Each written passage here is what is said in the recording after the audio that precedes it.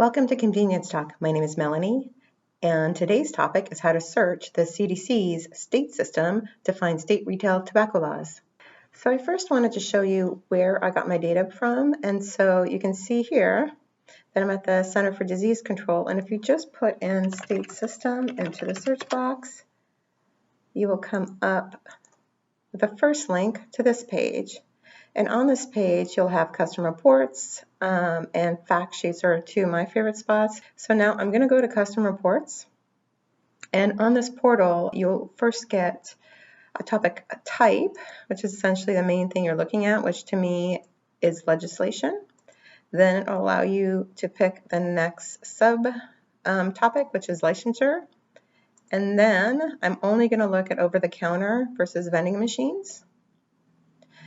And then I'm actually going to pick all these different options because I want to know if a license is required, what the minimum license fees are. I basically want that entire data set available to me.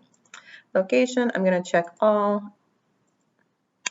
And then I am only going to pick the first quarter. If you pick more than the first quarter, it can get really cluttered. And unless you really need past quarter information, there's no real reason to pull it up. So I'm going to view my report.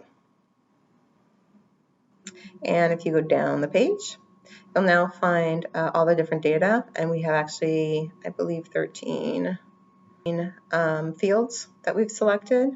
And then I can export it. You can further filter if you want to actually start filtering and looking at things through here. Of course, we have one of 38 pages. So I am just going to pull up our an Excel file.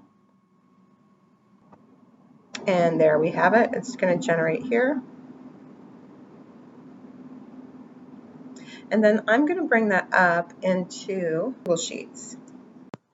That's it for this topic. My name is Melanie, and thank you for watching this video.